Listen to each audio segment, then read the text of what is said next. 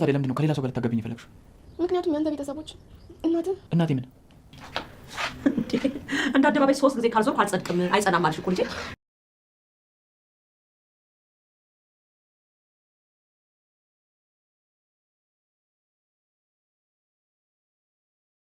ሰው ሲጨነቅ አብራ የምትጨነቅ እንዲሁም መፍትሄ ፈላጊ የሆነች አስተዋያ ሰናይት ዛሬ ላይ አሁንም ህይወት አድካሚ ናትና በሷ ላይ እያናደደቻትና እያሳሰባቻት ነው። ይህም ከእህቷ ጋር የተጣሉት ሰዎች ስልክም ደውለው እያስጨነቋትና እየዛቱባት ነው። ሰላም ጤና ይስጥልን ውድና የተከበራችሁ የቻናሌ ተከታታዮች እንዴት ናችሁ? እኔ ደህና ነኝ፣ እግዚአብሔር ይመስገን። ሰላም ለእናንተ ይሁን። በያላችሁበት የዓለም ዳርቻ ሰላማችሁ ይብዛላችሁ እያልኩኝ ዛሬም በአዲስ ቪዲዮ መጥቻለሁ ማለት ነው። ይህም በጽናት ድራማ በክፍል 60 በባለፈው ክፍል ያየነውና የተመለከትነውም የናሆሜ እናት እንደምትመጣና እንዲሁም ለምሩ እየነገራት ነበር ቪዲዮ ያቆመው። ዛሬስ ምን ተከሰተ፣ ምን ተፈጠረ የሚለውን የምናይና የምንመለከት ይሆናል ማለት ነው። ከዛ በፊት ግን አዲሶች የሆናችሁ ቻናሉን ሰብስክራይብ በማድረግ ቪዲዮውን ላይክ፣ ሼር፣ ኮሜንት እያደረጋችሁ አበረታቱ በማለት ወደ ቀጣዩ ታዲያ ዛሬ ላይ ሰናይት እያዘነችና እየተከዘች ነው። ይህም ተኝታ እያለም ስልክ ይደወላል። ስልኩንም ስታነሰው ከእህቷ ጋር የተጣሉት ሰዎች ናቸው። ታዲያ ከእህቴና ከኔ ራስ ውረዱ እባካችሁን አትተውንም እንዴ በማለትም ስትናደድና ስታለቅስ ተመልክተናትም ነበር።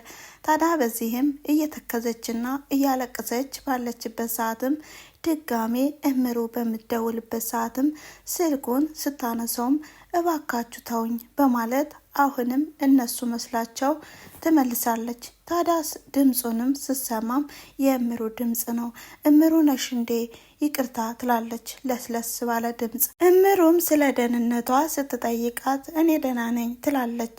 በሌላ በኩል ደግሞ ኪራና ጽናት ወደ እነምሩ ቤት እየሄዱ ነው። እናም በዚህ መካከል ጽናት የምታውቀው ልጅ ቤት ታየዋለች። ይሄው የነከቤ ቤት በማለት ስታመላክተውም ኪራ ግን በጣም ተናዶ በቅናት ታዲያ ሄደሽ አንኳኩተሽ ሰላም ለምን አትይውም ይላል።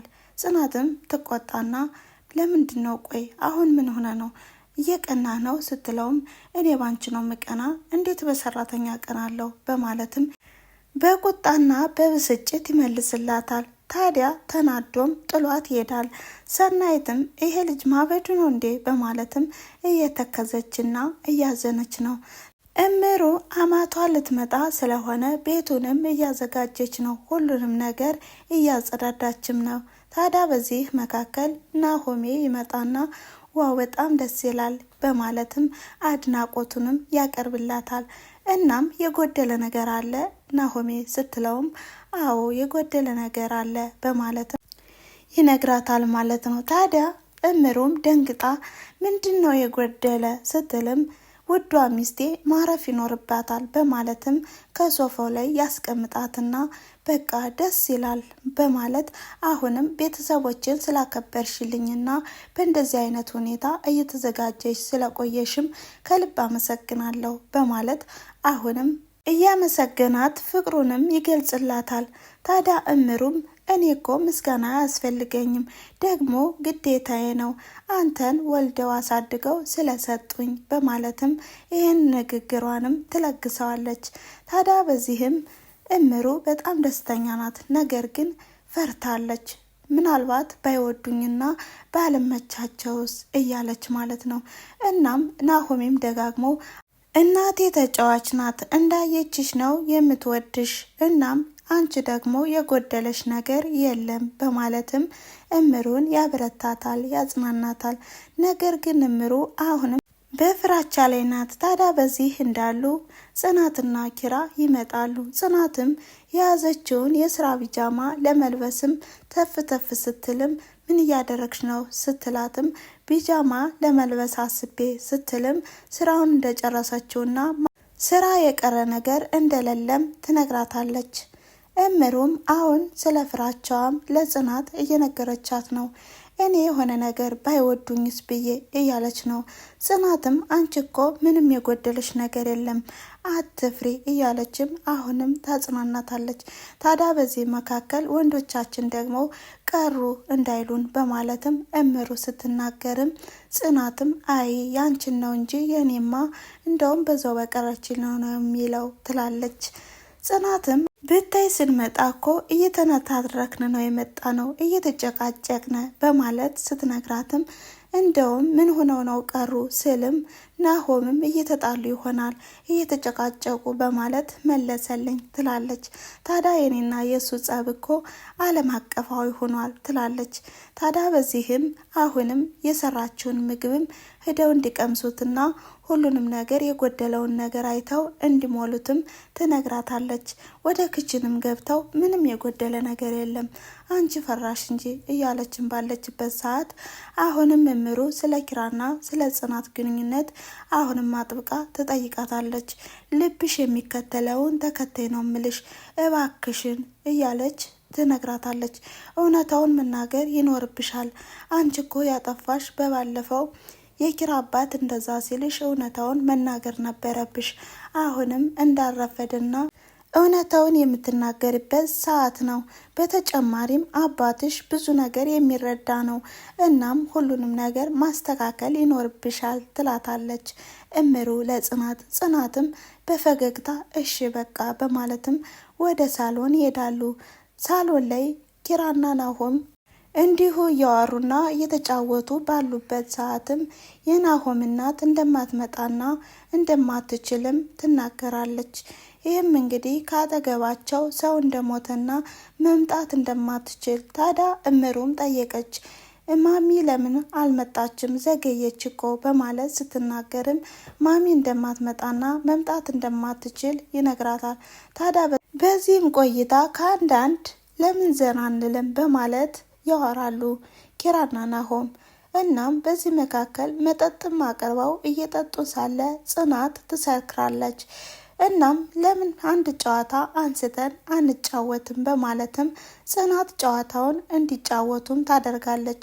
ይህም ጨዋታ ጥያቄ ነበር የደረሰበትም መልሱንም እንዲመልስ ነበር። እናም ኪራና ጽናትም ይደርሳቸዋል። ታዲያ ኪራም በሚጠይቅበት ሰዓትም ትጠይኛለሽ በማለት ነበር የጠየቃት። ጽናትም የምጠላህ ይመስልሃል ትለዋለች። ኪራም ቀጥተኛ መልስ ነው የምፈልገው ይላል። ከዛም ጽናትም አልጠላህም ልጥላህ ብልስ እንዴት ብዬ በማለትም ስትመልስለት ኪራም ታዲያ ለምንድን ነው ለሌላ ሰው ልትድርኛልሽ በማለት አሁንም ደግሞ ይጠይቃታል። ከዛም ጽናትም በስካር መንፈስ እኔ እኮ ቤተሰቦችህ የአንተ ቤተሰቦች በማለት እናትህ ብላ ስትጀምርም እምሩ እባክሽን አሁን ጥያቄው አንድ ብቻ ነው በማለትም ጥያቄዋንም ታቋርጣለች።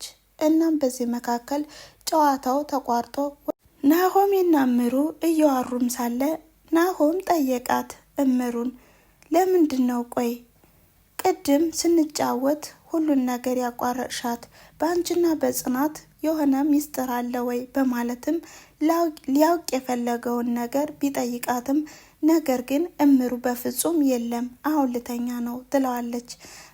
በመቀጠልም ናሆሜና እምሩን ማሳጅ እያደረገ ሳለ እንዲሁም በፍቅር አብረው እየተጫወቱም ሳለ በር ይንኳኳል። በሩም ሲንኳኳ ሰናይት ትሆናለች በማለት ስታስብ እምሩም አሁንም በቅጽበታዊ ነበር የናሆም እናት የመጣች።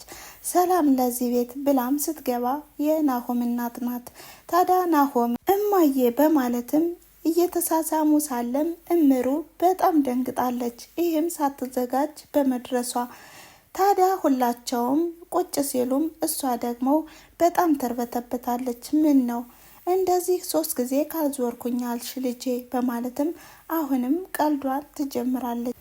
የናሆሜ እናት ምን ነው ማሚ ገና በመምጣትሽ በቀልድ በማለት አሁንም በደስታና በሳቅ ነበር የተቀበላት። እምሩም ደነገጠች።